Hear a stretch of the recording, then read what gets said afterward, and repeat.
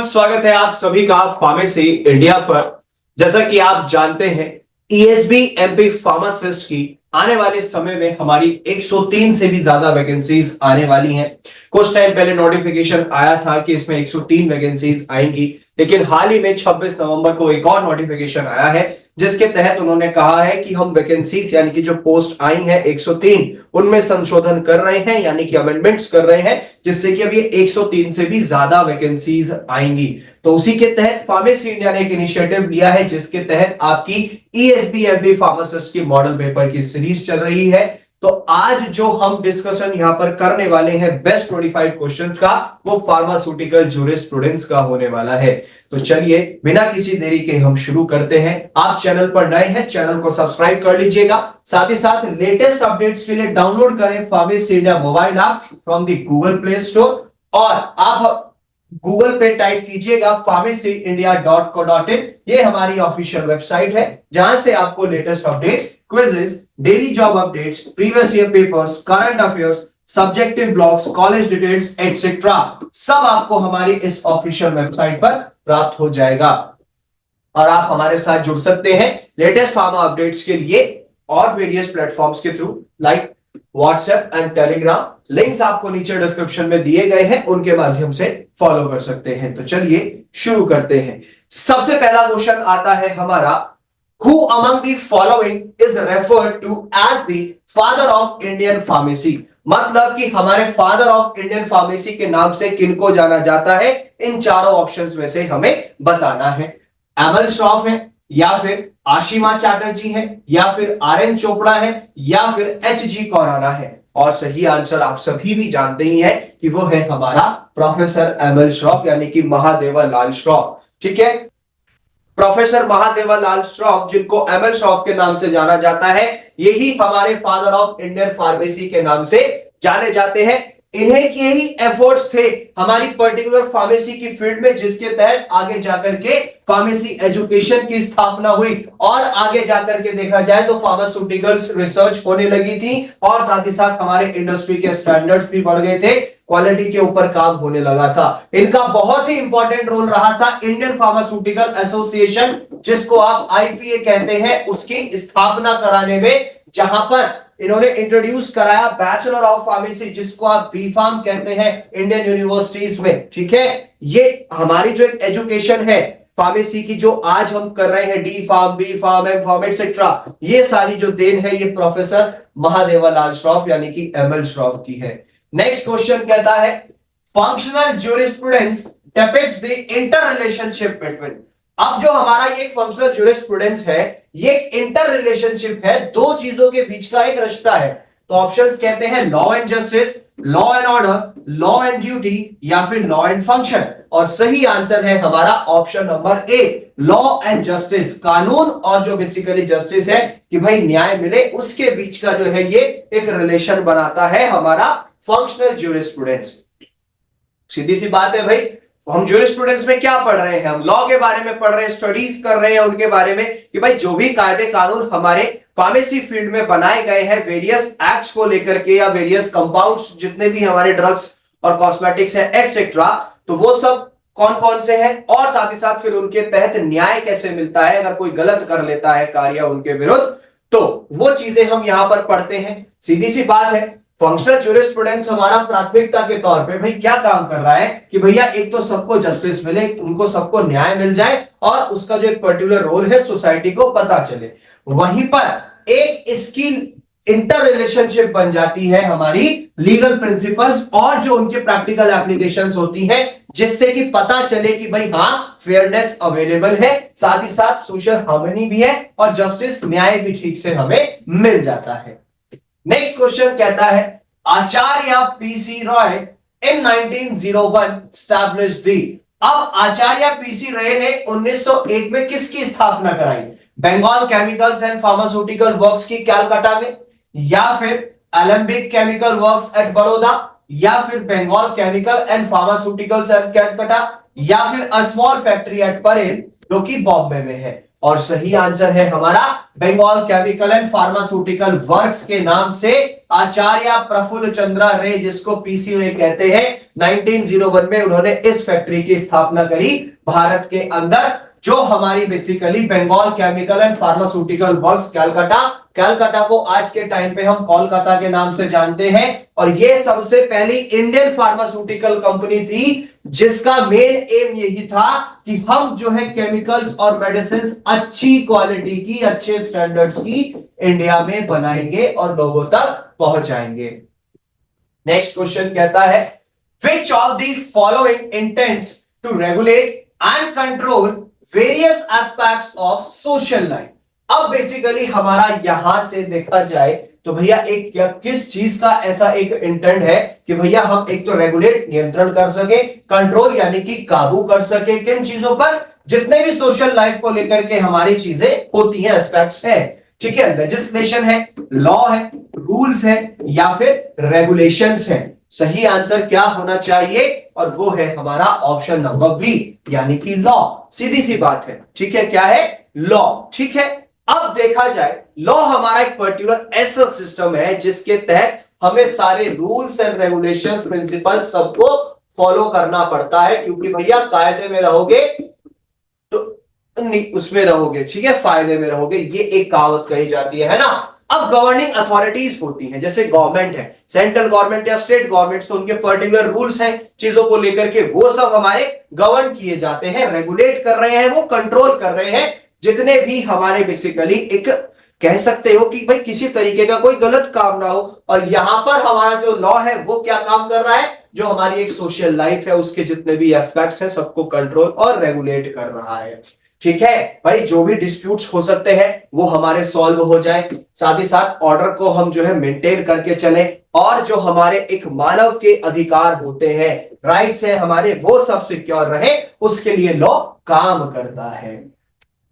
Next question कहता है, chairman of the drugs inquiry committee is. अब जो ड्रग्स इंक्वायरी कमेटी बनी थी हमारी डीईसी कमेटी, उसके चेयरमैन कौन है, आर एन चोपड़ा या फिर जोसेफ भोरे या फिर एस एल भाटिया या फिर बी मुखर्जी। और सही आंसर है हमारा कर्नल रामनाथ चोपड़ा, जिसको आर एन चोपड़ा के नाम से जाना जाता है। अब इसका जो गठन हुआ था वो 1930 में हुआ था, ड्रग्स इंक्वायरी कमेटी का, जिसके चेयरमैन कर्नल रामनाथ चोपड़ा जी को बनाया गया। अब जो मेन फंक्शन था इस particular inquiry, drugs inquiry committee को लाने का, कि भैया जो भी हमारी ड्रग्स इंपोर्ट होती है उन सब की क्वालिटी को चेक किया जा सके, सब एप्रोप्रिएट क्वालिटी की हो। साथ ही साथ जो भी हमारे इंपोर्ट को लेकर के, मैन्युफैक्चरिंग को लेकर के, सेल या डिस्ट्रीब्यूशन को लेकर के, जैसे सब स्टैंडर्ड्स या स्पूरियस ड्रग्स, ठीक है, या उनकी जो पर्टिकुलर फॉर्मुलेशंस होती थी, ठीक है, मिस ब्रांडेड ड्रग्स एक्सेट्रा, तो इन सब पे हम जो है कसंजा कस सके, अगर कोई ऐसा प्रोडक्ट मिलता है तो वो आगे ना जा सके, उसके लिए इस कमेटी को लाया गया चेकिंग के लिए। Health survey and development committee is also known as. Health survey और डेवलपमेंट कमेटी को हम और किस दूसरे नाम से जानते हैं, घोड़े कमेटी से, चोपड़ा कमेटी से, भाटिया कमेटी से या हाथी कमेटी से। जल्दी जल्दी से बताइए कि सही आंसर हमारा क्या होना चाहिए। And the right answer is Bhore committee. जो हेल्थ सर्वे और डेवलपमेंट कमेटी है हमारी, ये भोरे कमेटी के नाम से जानी जाती है, ठीक है। सर जस्टिस जोसेफ भोरे जी इस कमेटी के पर्टिकुलर हमारे चेयरमैन थे, उन्हीं की निगरानी में इस कमेटी का गठन किया गया था केंद्र सरकार के द्वारा।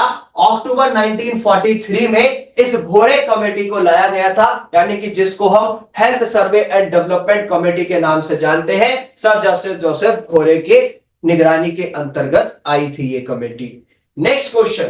In 1903, who started a small factory at Parel, which led to the development of Alembic Chemical Works Limited at Baroda?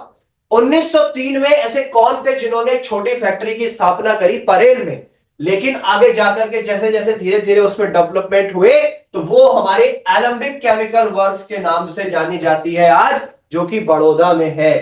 तो प्रोफेसर टीके गज्जर है, या फिर स्मिथ स्टैनस्ट्रीट है, या फिर आचार्य प्रफुल्ल चंद्रा रे है, या फिर मिस्टर बाथगेट है। जल्दी जल्दी से बताइए कि सही आंसर हमारा क्या होना चाहिए। And the right answer is professor टीके गज्जर। प्रोफेसर टीके गज्जर थे जिन्होंने एक छोटी हमारी फार्मास्यूटिकल इंडस्ट्री की स्थापना करी परेल में, और डेवलपमेंट जैसे जैसे धीरे धीरे उसमें विकास होता गया तो वो आज के टाइम पे एलेंबिक केमिकल वर्क्स लिमिटेड के नाम से जानी जाती है, जो कि हमारी बड़ौदा में है, और आज हम उसे वडोदरा के नाम से भी जानते हैं। एलेंबिक केमिकल वर्क्स जो है हमारी एक बहुत ही अच्छी फार्मास्यूटिकल कंपनियों में जानी जाती है भारत के अंदर, जो कि सीधा सीधा कंट्रीज के जो इंडस्ट्रियल और केमिकल डेवलपमेंट है उसमें अपना योगदान देती है। और इस कंपनी की स्थापना 1903 में प्रोफेसर टीके गज्जर के द्वारा कराई गई थी। द लैटिन वर्ड ज्यूरिस्प्रूडेंशिया डिनोट्स, अब एक लैटिन वर्ड है हमारा ज्यूरिस्प्रूडेंशिया, इसका क्या मतलब है? नॉलेज ऑफ गाइडलाइंस है, या फिर नॉलेज ऑफ लॉ है, या फिर नॉलेज ऑफ एथिक्स है, या फिर नॉलेज ऑफ रूल्स है। तो इन चारों ऑप्शंस में से कौन सा ऑप्शन करेक्ट है ये आपने बताना है। And the right answer is option number B, knowledge of law. क्या है? Knowledge of law. ठीक है, यहां पर बेसिकली जो ज्यूरिस्प्रूडेंशिया का मतलब है नॉलेज ऑफ लॉ, यानी कि जो कानून है, लॉ है, उसके बारे में पढ़ना, to study about the law. ठीक है, ये ज्यूरिस्प्रूडेंशिया कहता है। वहीं पर सीधी सी बात है, ज्यूरिस का मतलब है लॉ और प्रूडेंशिया का मतलब बनता है नॉलेज या फिर स्किल्स। तो यानी कि हमें जो है स्किल्स रखनी है लॉ के रिगार्ड में, या फिर हमें उसके बारे में पूरा प्रॉपर पढ़ना है, जिसका मतलब बनता है सीधा सीधा कि भैया नॉलेज ऑफ लॉ, साइंस और फिलॉसफी ऑफ लॉ। ज्यूरिस्प्रूडेंस के अंदर हमारी थ्योरेटिकल स्टडीज होती हैं कि भैया लीगल सिस्टम्स क्या क्या है, हमारे प्रिंसिपल्स, कायदे कानून क्या क्या रहेंगे, और कैसे उन्हें अप्लाई करना है सोसाइटी में, वो बेसिकली यहां पर मेन होता है। आप अपनी ईएसबी एमपी फार्मासिस्ट की प्रिपरेशन और अच्छे से कर सकते हैं, उसके लिए मैं आपको रेकमेंड करता हूं दो बुक्स। पहली है ईएसबी एमपी फार्मासिस्ट बुक, जो कि हमारी सीधी सीधा बेस्ड है एमपी फार्मासिस्ट सिलेबस के ऊपर। 5000 से ज्यादा एमसीक्यूज है, फ्लिपकार्ट पर अवेलेबल है कैश ऑन डिलीवरी के साथ। साथ ही साथ नेक्स्ट बुक है, वो है हमारी मिशन फार्मासिस्ट, जो कि पिछले 30 सालों के प्रीवियस ईयर पेपर्स को इंक्लूड करती है। ये भी हमारी फ्लिपकार्ट पर अवेलेबल है कैश ऑन डिलीवरी के साथ। दोनों के लिंक्स आपको नीचे डिस्क्रिप्शन में दिए गए हैं, उसके माध्यम से ऑर्डर कर सकते हैं। नेक्स्ट क्वेश्चन कहता है, drug inquiry committee is also known as. अब ड्रग्स इंक्वायरी कमेटी को हम और दूसरे नाम से भी जानते हैं, health care committee, therapeutic committee, Mukherjee committee, या फिर चोपड़ा कमेटी। और हमारा जो सही आंसर है वो है हमारा Chopra committee. Drugs inquiry committee को चोपड़ा कमेटी के नाम से भी जाना जाता है, क्योंकि जो कर्नल आर.एन. चोपड़ा जी थे, ठीक है, वो इस कमेटी के चेयरमैन थे। इसीलिए जो है इस कमेटी को चोपड़ा कमेटी के नाम से भी जाना जाता है। 11 अगस्त 1930, 11 अगस्त 1930 में इस पर्टिकुलर कमेटी को लाया गया था सेंट्रल गवर्नमेंट के द्वारा। The Indian pharmaceutical association was created at। अब जो ये हमारा इंडियन फार्मास्यूटिकल एसोसिएशन है आईपीए, ये कहां पर बना? दिल्ली में, वेस्ट बंगाल में, गुजरात में, या फिर उत्तर प्रदेश में? और हमारा जो सही आंसर है वो है हमारा ऑप्शन नंबर डी, यानी कि उत्तर प्रदेश। ठीक है, अब सीधी सी बात है, जो हमारे प्रोफेसर एमएल श्रॉफ जी थे, वो फादर ऑफ इंडियन फार्मेसी के नाम से जाने जाते हैं। बीएचयू के अंतर्गत, जो कि बनारस हिंदू यूनिवर्सिटी है, सबसे पहले हमारी एजुकेशन की स्थापना वहीं से हुई थी। जो बी फार्म का कोर्स आया, ठीक है, वो धीरे धीरे हमारे यहीं से आते गए थे। जहां पर फिर क्या हुआ, आगे जाकर के एमएल श्रॉफ जी ने आईपीए में भी बहुत बड़ा योगदान दिया था, वहीं पर रहते रहते जो है इस आईपीए की स्थापना भी करा दी गई थी। नेक्स्ट क्वेश्चन कहता है, इन 1935 United province pharmaceutical association was established which was later converted into. अब 1935 में एक यूनाइटेड प्रोविंस फार्मास्यूटिकल एसोसिएशन की स्थापना कराई, जिसको आगे जाके कन्वर्ट करा इंडियन मेडिकल एसोसिएशन में, या फिर इंडियन फार्मास्यूटिकल एसोसिएशन में, या फिर इंडियन फार्माकोपिया एसोसिएशन में, या फिर इंडियन फार्मासिस्ट एसोसिएशन। और सही आंसर है आईपीए, इंडियन फार्मास्यूटिकल एसोसिएशन में यूनाइटेड प्रोविंस फार्मास्यूटिकल एसोसिएशन को आगे जाकर के तब्दील कर दिया गया था, जो कि शुरुआत में 1935 में इसी नाम से मार्केट के अंदर आया था। ठीक है, ये 1935 में तो यूनाइटेड प्रोविंस फार्मास्यूटिकल एसोसिएशन के नाम से आया, आगे जाकर के इसको ट्रांसफॉर्म कर दिया इंडियन फार्मास्यूटिकल एसोसिएशन में। ठीक है, जहां पर बेसिकली सीधा सीधा ये पर्पस था कि जो हमारा फार्मेसी का प्रोफेशन है इंडिया के अंदर, ठीक है, फार्मेसी प्रोफेशन को जो है हमें प्रमोट करना है, उसको और सुधारना है। ठीक है, और साथ ही साथ जो हमारे पर्टिकुलर स्टैंडर्ड्स हैं फार्मास्यूटिकल एजुकेशंस के या फिर प्रैक्टिसेस के, वो भी और अच्छे से इंप्रूव हो सके, उसके लिए इसको लाया गया था। आगे बढ़ते हैं। The first pharmacy department of pharmaceutics was initiated at, अब जो हमारा सबसे पहला फार्मेसी डिपार्टमेंट था फार्मास्यूटिक्स का, वो हमारा कहां पर आया? सेंट्रल ड्रग रिसर्च इंस्टीट्यूट, या फिर बनारस हिंदू यूनिवर्सिटी बीएचयू, या फिर इंडियन एग्रीकल्चर रिसर्च इंस्टीट्यूट, या फिर इंस्टीट्यूट ऑफ लाइफ साइंसेज। जल्दी जल्दी से बताइए कि सही आंसर हमारा क्या होना चाहिए। And the right answer is option number B, यानी कि बनारस हिंदू यूनिवर्सिटी, जो कि है हमारा बीएचयू। ठीक है, आगे बढ़ते हैं। अब जो सबसे पहला फार्मेसी डिपार्टमेंट था हमारा फार्मास्यूटिक्स का, वो हमारा बनारस हिंदू यूनिवर्सिटी में आया था 1946 में, जहां पर बेसिकली हमारा मेन एम क्या था कि भैया फार्मास्यूटिकल एजुकेशन का और डेवलपमेंट हो सके, और साथ ही साथ पूरे इंडिया के अंदर रिसर्चेज स्टार्ट हो हमारे फार्मेसी प्रोफेशन में, जिससे कि कंट्री भी ग्रोथ करे और हमारा जो है बेसिकली ऑटोमेटिक फार्मेसी ग्रोथ पे जाए हमारा इंडिया के अंदर। Next, who is the chairperson of health survey and development committee? Health survey and development committee के चेयरमैन कौन है? Sir Joseph Bhore, general S L Bhatia, doctor L Mudaliar, या फिर नन ऑफ दीज। और सही आंसर है हमारा सर जस्टिस जोसेफ भोरे। Sir justice Joseph भोरे ही हमारे health survey and development committee के चेयरमैन है, जो कि हमारी ये पर्टिकुलर कमेटी सेंट्रल गवर्नमेंट के द्वारा लाई गई थी, और इस कमेटी को भोरे कमेटी के नाम से भी जाना जाता है, जो कि गवर्नमेंट ने अक्टूबर 1943 में इसकी स्थापना कराई थी। इन 1948 a pharmacopoeial committee was constituted under the chairmanship of, अब 1948 में एक फार्माकोपियल कमेटी का गठन किया गया, किसकी चेयरमैनशिप के अंतर्गत? किसको चेयरपर्सन बनाया गया? Late doctor B N Ghosh, या फिर आचार्य प्रफुल्ल चंद्र रे, या फिर प्रोफेसर एम एल श्रॉफ, या फिर नन ऑफ दीज। और सही आंसर है late doctor B N Ghosh. Late doctor B N Ghosh को ही जो है, जो हमारा फार्माकोपियल कमेटी 1948 में बनाया गया था, उसका चेयरपर्सन उन्हीं को ही बनाया गया था, यानी कि चेयरमैन उन्हीं को बनाया गया था।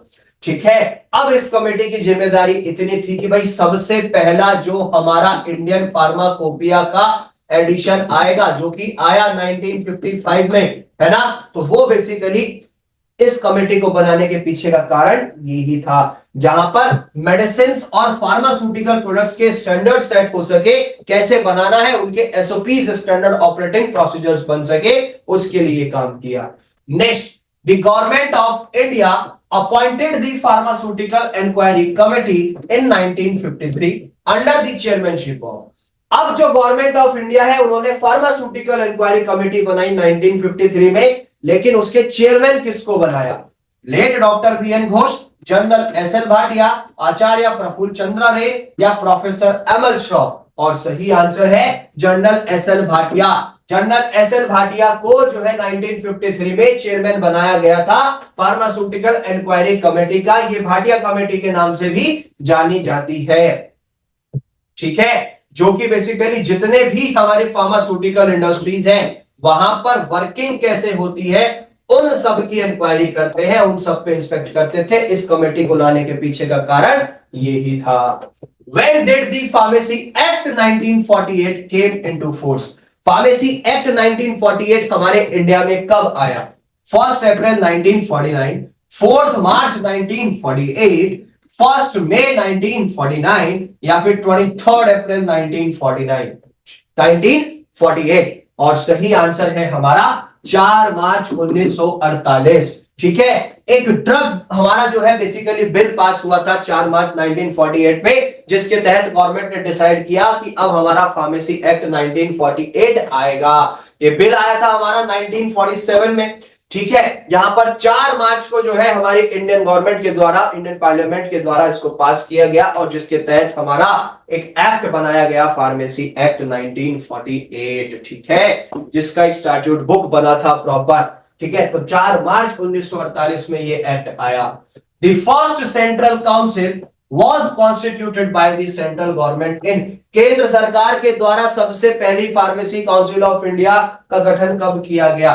1947 में, 1948 में, 1949 में या 1950 में? और जो सही आंसर है हमारा वो है ऑप्शन नंबर सी, यानी कि 1949, 1949। ठीक है, केंद्र सरकार के द्वारा हमारी central pharmacy council of India, इसका गठन केंद्र सरकार के द्वारा किया गया सेक्शन 3 के तहत 1949 में। और ये जो हमारा पीसीआई है, इसका कॉन्स्टिट्यूशन हर 5 साल में होता है, इसके मेंबर जो होते हैं हर 5 साल में इलेक्ट किए जाते हैं।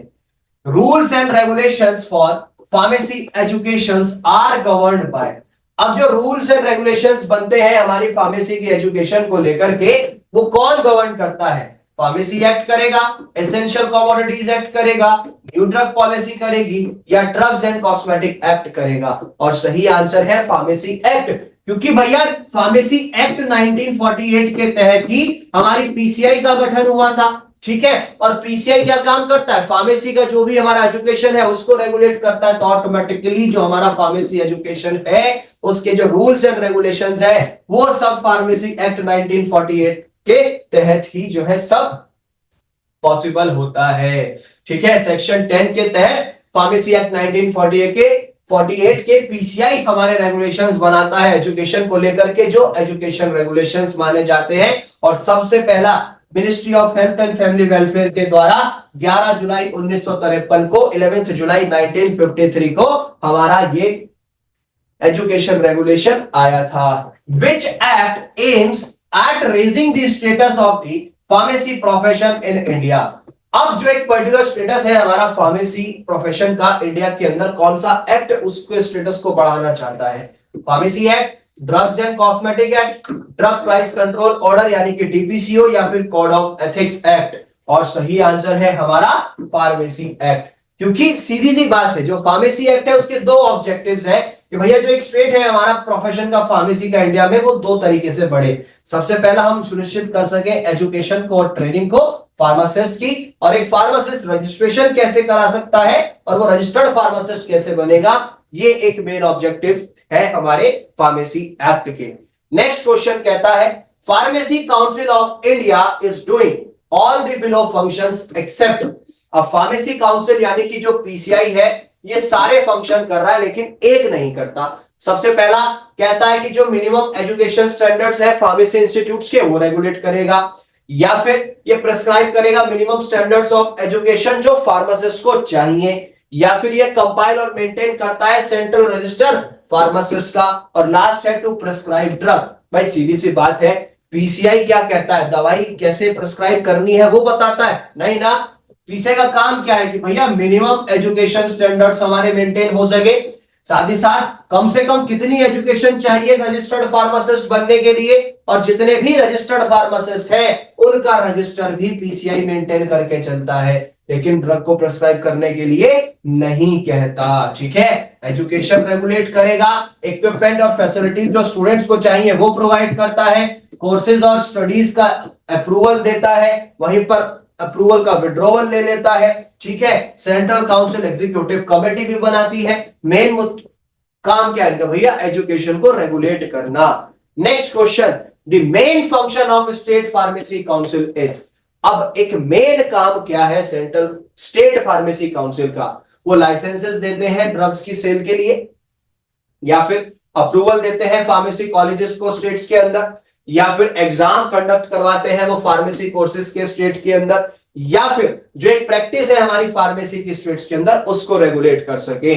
और सही आंसर है कि भैया जो एक प्रैक्टिस ऑफ फार्मेसी है हमारी पर्टिकुलर स्टेट के अंदर, हम उसको कैसे रेगुलेट कर सकते हैं, उसके लिए जो है स्टेट फार्मेसी काम करती है। ठीक है, अब प्रैक्टिस ऑफ फार्मेसी के लिए रजिस्ट्रेशन भी होता है, उसके बाद आगे जाकर के वो क्या क्या स्किल्स लेंगे, क्या क्या स्किल्स होनी चाहिए, उन सब के लिए स्टेट फार्मेसी काउंसिल कार्य करती है। The primary functions of the pharmacy council of India are. अब प्राथमिकता के तौर पे फार्मेसी काउंसिल ऑफ इंडिया के कार्य क्या क्या है। सबसे पहला कि जो फार्मासिस्ट होते हैं गवर्नमेंट के उनको सेलेक्ट कर सके, या फिर हम एजुकेशन रेगुलेशंस को फ्रेम कर सके, या फिर हम ड्रग लाइसेंस को इशू कर सके, या फिर जो ड्रग इंस्पेक्टर्स हैं हमारे सेंट्रल गवर्नमेंट के उनको सेलेक्ट कर सके। और हमारा जो सही आंसर है वो है हमारा कि भैया जो एजुकेशन रेगुलेशंस होते हैं हम उनको फ्रेम कर सके। ठीक है, एजुकेशन रेगुलेशंस को फ्रेम कर सके, उसी के लिए जो है फार्मेसी काउंसिल ऑफ इंडिया हमारा कार्य करती है। Which of the following is not a function of the PCI? अब इनमें से पीसीआई यानी कि फार्मेसी काउंसिल ऑफ इंडिया का कौन सा एक कार्य नहीं है। पहला कहता है कि जो रिसर्चेस और डेवलपमेंट है हमारे फार्मेसी में, जिससे कि सॉफ्ट लॉन्च मिल सके किसी भी इंडिविजुअल इंस्टीट्यूशंस को या किसी भी इंसान को, वो या फिर कम से कम मिनिमम एजुकेशन स्टैंडर्ड्स जो चाहिए रजिस्टर्ड फार्मासिस्ट बनने के लिए, क्वालिफाई करने के लिए वो, या फिर जो एक यूनिफॉर्मिटी होनी चाहिए कि एजुकेशनल स्टैंडर्ड्स पूरी कंट्री में समान हो, सेम हो, या फिर वो जो एक अप्रूवल देना है, ठीक है, क्वालिफिकेशंस का कि भैया जो आउटसाइड जो हमारे टेरिटरीज के बाहर से आए हैं फार्मेसी एक्ट के तहत तो अप्रूवल मिलता है फॉरेन क्वालिफिकेशन का। और जो ऑप्शन नंबर 1 है कि जो रिसर्चेस और डेवलपमेंट होती है फार्मेसी में जिससे कि सॉफ्ट लॉन्च मिल सके इंस्टीट्यूशंस या फिर इंडिविजुअल्स को, इसके लिए पीसीआई अपनी पहल नहीं करती है। आपको पूरे फंक्शंस मैंने इससे पहले क्वेश्चंस में भी बताए थे। एजुकेशन रेगुलेट करना, स्टूडेंट्स को मिनिमम फैसिलिटीज इक्विपमेंट्स मिलना और कोर्सेज जो है स्टडीज के एग्जामिनेशंस के उनको अप्रूवल देना, ये मेन काम होता है। ठीक है, next, the main objective of the pharmacy act 1948 is to. अब एक मेन ऑब्जेक्ट क्या है फार्मेसी एक्ट 1948 का? एडवर्टीजमेंट्स को कंट्रोल करना, फार्मेसी के प्रोफेशन को रेगुलेट करना, या फिर जो एक हमारा प्रोफेशन है बिना बात की जो एक दर्द या फिर एनिमल्स को जो है पेन होता है या उनको सफर करना पड़ता है, या फिर ऑल ऑफ दीज। और सही आंसर है कि भैया जो प्रोफेशन है फार्मेसी का हम उसको रेगुलेट कर सके। फार्मेसी एक्ट 2 ही उसके मेन ऑब्जेक्टिव है। सबसे पहला ये सुनिश्चित करना एजुकेशन और ट्रेनिंग क्या है, और साथ ही साथ एक जो फार्मासिस्ट का रजिस्ट्रेशन है वो प्रॉपर हो सके। इन्हीं 2 पॉइंट्स पर काम करता है हमारा फार्मेसी एक्ट। और आज का आखिरी सवाल, the pharmacy council of India is constituted by the. अब जो पीसीआई है इसका गठन किसके द्वारा किया गया? सेंट्रल गवर्नमेंट के, स्टेट गवर्नमेंट के, पार्लियामेंट के, या लेजिस्लेटिव असेंबली के? और जो सही आंसर है वो है हमारा सेंट्रल गवर्नमेंट, यानी कि जो हमारी केंद्र सरकार है। ठीक है, पीसीआई का गठन उन्हीं के तहत किया गया था सेक्शन 3 के अंतर्गत 1949 में। ठीक है, 1949 में पीसीआई का गठन केंद्र सरकार के द्वारा सेक्शन 3 के तहत किया गया था। और इसका जो गठन होता है, इसके जो मेंबर्स इलेक्ट होते हैं हर 5 साल में रिकॉन्स्टिट्यूट किए जाते हैं। ठीक है, ये थे हमारे बेस्ट 25 क्वेश्चंस फार्मास्यूटिकल ज्यूरिस्प्रूडेंस के ESB MP pharmacist model paper series के तहत। आई होप सारे क्वेश्चंस आपको अच्छे से समझ आए होंगे। और हर तरीके की लेटेस्ट अपडेट्स के लिए डाउनलोड करें pharmacy India mobile app from the Google play store. और साथ ही साथ आप अपनी प्रिपरेशन और अच्छे से कर सकते हैं। उसके लिए आपको रिकमेंड करता हूं मैं ईएसबी एमपी फार्मासिस्ट बुक, जिसमें 5000 से ज्यादा एमसीक्यूज हैं। और ये आपका जो एमपी फार्मासिस्ट का लेटेस्ट सिलेबस है उसी के ऊपर बेस्ड है। फ्लिपकार्ट पर अवेलेबल है कैश ऑन डिलीवरी के साथ। साथ ही साथ आप मिशन फार्मासिस्ट बुक ऑर्डर कर सकते हैं। पिछले 30 सालों के इसके अंतर्गत प्रीवियस ईयर पेपर्स हैं, ये भी फ्लिपकार्ट पर मौजूद है कैश ऑन डिलीवरी के साथ। लिंक्स आपको नीचे डिस्क्रिप्शन में दिए गए हैं, उसके माध्यम से ऑर्डर कर सकते हैं। और गूगल पे टाइप कीजिए pharmacyindia.co.in, हमारी ये ऑफिशियल वेबसाइट है जहां पर आपको हर तरीके की लेटेस्ट अपडेट्स मिलेगी, चाहे वो जॉब अपडेट से हो या प्रीवियस ईयर पेपर से हो एटसेट्रा। और आप हमारे साथ जुड़ सकते हैं व्हाट्सएप और टेलीग्राम चैनल्स के थ्रू। लिंक्स आपको नीचे डिस्क्रिप्शन में दिए गए हैं, उनके माध्यम से फॉलो कर सकते हैं। तो मिलेंगे अगले मॉडल पेपर में। टिल देन जब तक अच्छे से मेहनत कीजिए, अच्छे से पढ़ाई कीजिए। और ईएसबी एमपी फार्मासिस्ट इस बार हमारा है। मिलते हैं नेक्स्ट लेक्चर में। टिल देन जय हिंद।